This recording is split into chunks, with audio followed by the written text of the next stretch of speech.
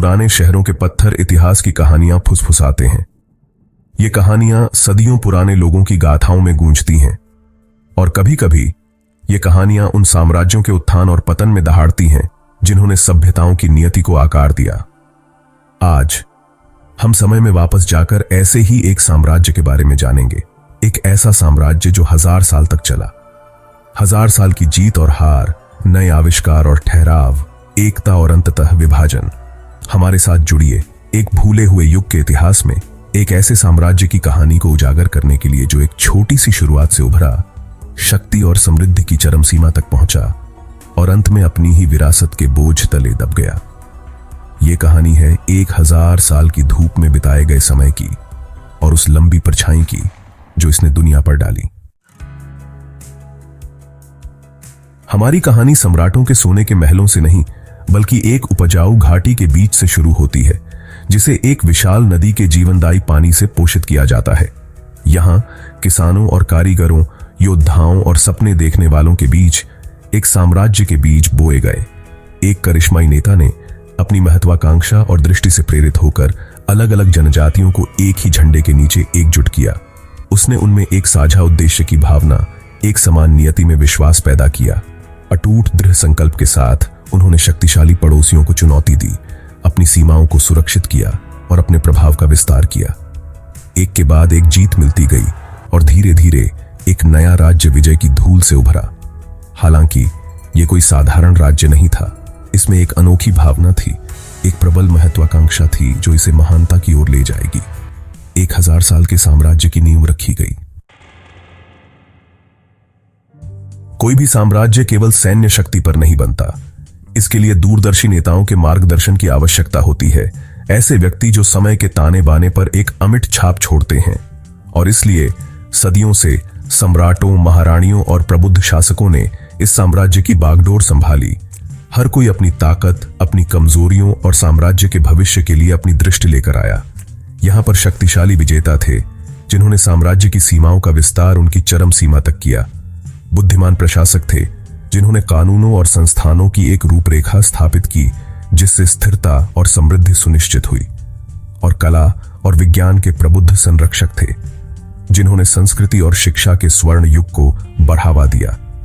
महानता के इन शिल्पकारों ने अपनी बुद्धिमत्ता, साहस और दूरदर्शिता के माध्यम से एक साम्राज्य की नियति को आकार दिया और आने वाली पीढ़ियों के लिए एक स्थायी विरासत छोड़ी।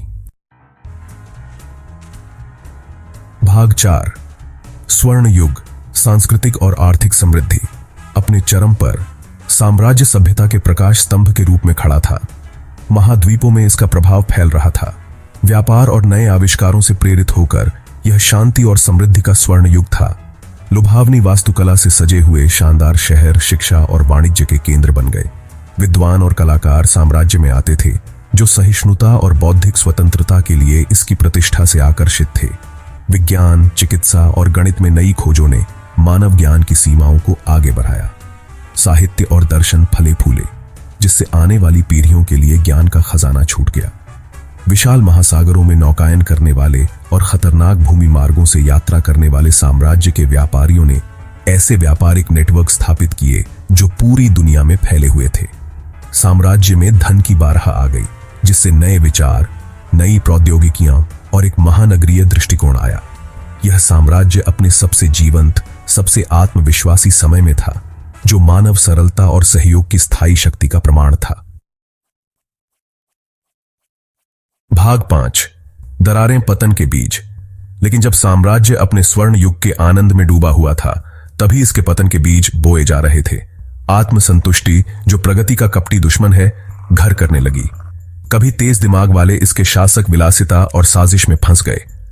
भ्रष्टाचार ने प्रशासन के केंद्र में अपना रास्ता बना लिया, जिससे साम्राज्य की ताकत की नींव ही कमजोर हो गई। धार्मिक मतभेदों और सत्ता संघर्षों से प्रेरित होकर आंतरिक कलह ने साम्राज्य के ताने बाने को चीरना शुरू कर दिया। एक साझा नियति से बंधे हुए कभी एकजुट लोग खुद को संदेह और अविश्वास से विभाजित पाते थे। जैसे जैसे आंतरिक कमजोरियां बढ़ती गईं, बाहरी खतरे क्षितिज पर मंडराने लगे। साम्राज्य की भेद्यता को भांपते हुए महत्वाकांक्षी पड़ोसियों ने इसकी रक्षा का परीक्षण करना शुरू कर दिया। वर्षों की उपेक्षा और आंतरिक कलह से कमजोर हुई कभी अजेय सेनाओं ने खुद को इस बढ़ते खतरे को रोकने के लिए संघर्ष करते हुए पाया। जो साम्राज्य कभी अजेयता का प्रतीक था, अब वो कगार पर था, उसका भाग्य अधर में लटका हुआ था। भाग 6। सूर्यास्त, एक धीमा और दर्दनाक पतन। किसी साम्राज्य का पतन शायद ही कभी अचानक प्रलयकारी घटना होती है। यह एक धीमी, दर्दनाक प्रक्रिया है, सदियों की प्रगति और उपलब्धि का क्रमिक रूप से विघटन। और ऐसा ही हमारे कभी शक्तिशाली साम्राज्य के साथ हुआ। भीतर से कमजोर और बाहर से घिरा हुआ, यह लंबे समय तक पतन के दौर में प्रवेश कर गया। एक एक करके इसके बाहरी प्रांत आक्रमणकारियों से हार गए या आंतरिक विद्रोह के आगे झुक गए। हर हार ने साम्राज्य की प्रतिष्ठा को कम कर दिया। इसकी अजेयता का आभा मंडल टूट गया। साम्राज्य की अर्थव्यवस्था का जीवनदायी व्यापार धीमा हो गया, क्योंकि कभी सुरक्षित व्यापार मार्ग खतरनाक हो गए। अंतिम झटका जब आया तो लगभग अप्रत्याशित था। साम्राज्य का दिल, इसकी भव्य राजधानी, लंबी घेराबंदी के बाद भूखी और थकी हुई गिर गई। जैसे ही दुश्मन इसके द्वारों से अंदर आया, एक युग का अंत हो गया। 1000 साल पुराना साम्राज्य, जो कभी सभ्यता का प्रकाश स्तंभ था, अब नहीं रहा। भाग 7। गौरव की प्रतिध्वनि, साम्राज्य की विरासत। समय हमेशा की तरह आगे बढ़ता गया। कभी शक्तिशाली साम्राज्य इतिहास की धुंध में लुप्त हो गया, इसके शहर ढह गए, इसकी कहानियां किंवदंतियां बन गईं। लेकिन मृत्यु में भी साम्राज्य ने एक लंबी परछाई डाली। इसकी विरासत न केवल इसके शहरों के ढहते पत्थरों में, बल्कि इसके उत्तराधिकारियों के दिलों और दिमाग में जीवित रही। कला, वास्तुकला, साहित्य और दर्शन में साम्राज्य के योगदान ने आने वाली पीढ़ियों को प्रेरित और प्रभावित करना जारी रखा। इसकी कानूनी व्यवस्था और प्रशासनिक नवाचारों ने नए समाजों की आधारशिला बनाई। अपने अंत में भी साम्राज्य ने बहुमूल्य सबक दिए। आत्मसंतुष्टि के खतरों, भ्रष्टाचार के संक्षारक स्वभाव और निरंतर नवीनीकरण और अनुकूलन के महत्व के बारे में एक शिक्षाप्रद कहानी। 1000 साल का साम्राज्य भले ही चला गया हो, लेकिन इसकी कहानी इतिहास के चक्रीय स्वभाव और अच्छे और बुरे दोनों के लिए मानव आत्मा की स्थायी शक्ति की एक शक्तिशाली याद दिलाती है।